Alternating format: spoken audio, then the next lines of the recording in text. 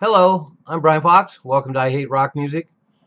And today, another obituary to announce Bobby Whitlock dead at 77. And so we have another wonderful artist who has passed on.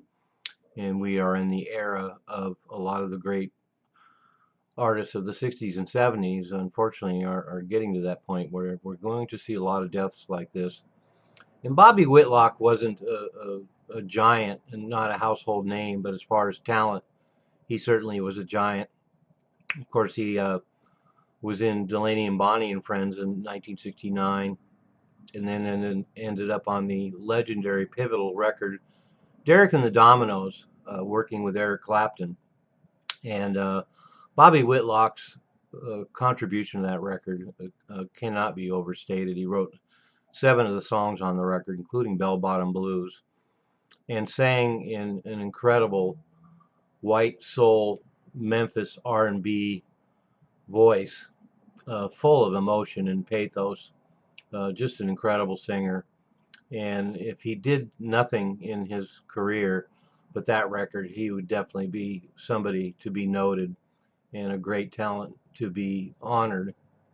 And he also ended up doing a couple solo records right after uh, Derek and the Dominoes, 2 solo records in 1972 and 1973 on Dunhill, the first album Bobby Whitlock, and the second one Raw Velvet in 1973, and both those records are really excellent.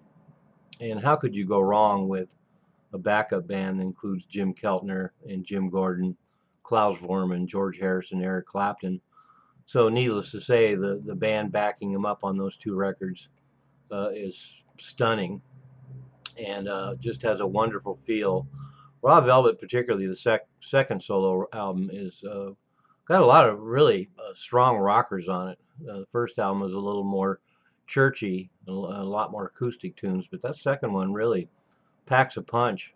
And so I can wholeheartedly recommend those 2 solo albums. Of course, they didn't go anywhere when they were released. I ended up buying both of them in cutouts, I think 44 cents a piece. And I loved him. His voice is just one of those classic Southern R&B soul voices. And the albums are marked by a lot of strong songwriting, as you might imagine as well, because all the songs on Derek and the Dominoes album are really excellent, and he wrote 7 of them. So he is a talent to be acknowledged. And if you are out there and you're a big fan of Derek and the Dominoes, and you should be if you aren't, um, I highly recommend checking out the first 2 solo albums he put out. They're just excellent. And as I mentioned, a lot of people didn't hear them, but I'm going to post them below. They're well worth checking out. So another sad day. All these wonderful, incredibly talented artists from the greatest era of rock, the late 60s and early 70s, has passed on, and Bobby Whitlock will be missed. Just a superior talent. Unfortunately, we don't have a huge amount of work by him.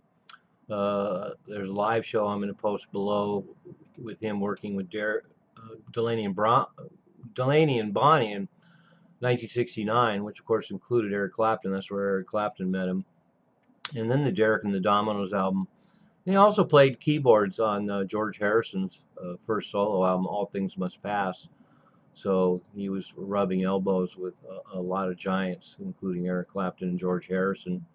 And so keeping company with those sort of people, he would have to be a huge talent, and he was.